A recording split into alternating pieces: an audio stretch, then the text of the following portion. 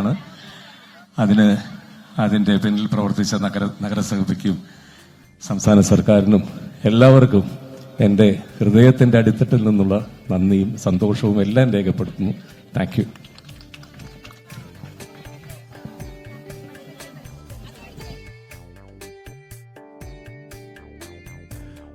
നടൻ ജയറാമായിരുന്നു സംസാരിച്ചത്. പ്രിയപ്പെട്ട പ്രേക്ഷകർക്ക് അറിയുന്ന പോലെ അത്തച്ചമയ ആഘോഷ പരിപാടികൾ ഉദ്ഘാടനം ചെയ്യപ്പെട്ട് കഴിഞ്ഞു. മന്ത്രി പി രാജീവാണ് ഉദ്ഘാടനം നിർവഹിച്ചത്. MP രാജേഷ് മുഖ്യാതിഥിയായി.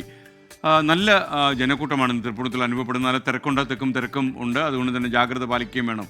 പൊന്നോണത്തിൻ്റെ വരവറിയിക്കുന്ന അത്തം 10-ന് പൊന്നോണം, 10ാം നാൾ പൊന്നോണം, അത് 11ാം നാളാണെന്നൊരു പ്രേക്ഷകൻ എന്നെ ബോധ്യപ്പെടുത്തുകയും ചെയ്തു. പ്രവിത ലക്ഷ്മി കൂടി നമുക്കൊപ്പം ശരിയാണ്. പ്രവിത, കൂടുതൽ വിവരങ്ങൾ, ലാവണ്യ മനോഹരമായ ഈ ഒരു വേദിയിൽ നിന്ന് എന്തൊക്കെയാണ് പറയാൻ കഴിയുക? ഞാൻ മുൻപ് പറഞ്ഞു വന്നത് എന്താണെന്ന് വെച്ചാൽ വളരെ കളർഫുൾ ആയിട്ടുള്ള ഒരു ഫെസ്റ്റിവൽ ആണല്ലോ ഓണം. അപ്പോൾ അതിനനുസരിച്ചുള്ള ആ കളർഫുൾ ആയിട്ടുള്ള കാഴ്ചകളാണ് നമുക്ക് ഈ അത്തം നഗറിൽ കാണാൻ സാധിക്കുന്നത്. അല്പസമയം മുൻപാണ് ഉദ്ഘാടനം കഴിഞ്ഞതിനിപ്പം ഫ്ലാഗ് ഓഫ് നടക്കാനിരിക്കുകയാണ്. ഫ്ലാഗ് ഓഫിന് ശേഷമാണ് ഈ ഘോഷയാത്ര ഇങ്ങനെ പുറപ്പെടുന്നത്. ഇതിനൊരു ക്രമീകരണമുണ്ട്. ആ ക്രമീകരണം അനുസരിച്ചാണ് ഓരോരുത്തരും ഓരോ ഓർഡർ ഉണ്ട്. ആ ഓർഡർ അനുസരിച്ച് മാത്രമേ അവർക്ക് ഈ ഘോഷയാത്രയിൽ പങ്കെടുക്കാൻ പറ്റുള്ളൂ. ഇനി നല്ല ഭംഗിയുള്ള മറ്റൊരു കാഴ്ച ഞാൻ കാണിച്ചു തരാം. ഇവിടെ എൻ്റെ തൊട്ട് സൈഡിലൊരു നന്ദികേശ രൂപമുണ്ട്.